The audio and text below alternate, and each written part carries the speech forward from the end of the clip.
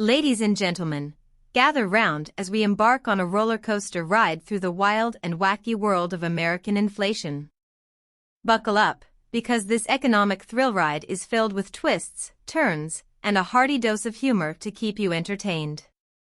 The inflation invasion. Imagine this: you're at your favorite diner, craving that classic American breakfast. You order eggs, toast, and a cup of joe. But wait, those eggs now cost more than your coffee. It's enough to make you wonder if those hens have unionized and are demanding better wages. Or perhaps they're laying golden eggs now. Either way, your wallet feels lighter, and your breakfast feels more like a luxury than a staple. Tariffs and trade tangles now. Let's talk tariffs. Recent executive orders have slapped tariffs on imports from Canada, Mexico, and China. The goal? To boost American production. The result? Higher prices for consumers.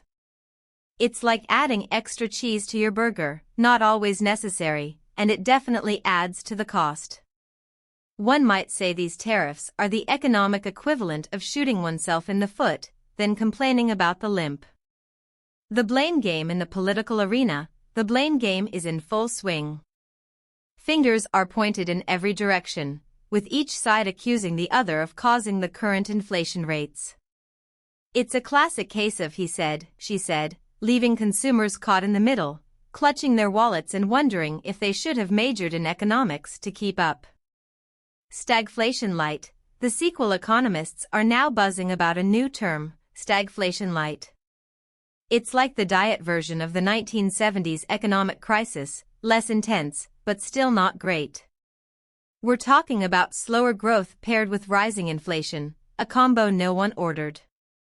It's the economic equivalent of ordering a diet soda with your double cheeseburger, trying to be healthy while indulging, but not quite succeeding. Corporate greed or just business? Some argue that corporate greed, dubbed greedflation, is driving prices up. Companies are reportedly using the cover of inflation to jack up prices, leading to record-high profit margins. It's like paying more for less, shrinking candy bars. Anyone? Remember when a fun-size candy bar was actually fun?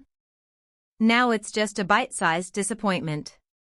The Fed's tightrope walk. Meanwhile, the Federal Reserve is walking a tightrope, trying to balance interest rates without tipping the economy into recession. Fed officials have been cautious, emphasizing the need to see the effects of policy changes before making further moves. It's a high-stakes game of economic Jenga, and everyone's holding their breath, hoping the whole tower doesn't come crashing down. The grocery gauntlet. Back at the grocery store, consumers are feeling the pinch.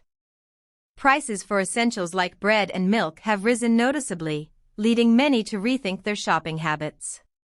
Some are even turning to urban farming, chickens in the backyard. Anyone? It's a DIY approach to combat rising costs, but not everyone has the space or inclination to become a part-time farmer. Plus, explaining a chicken coop in your city apartment might be a tough sell to the landlord.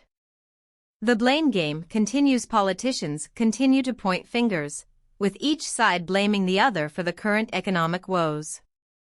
It's a never-ending game of hot potato, but instead of a potato, it's a ticking time bomb of public frustration.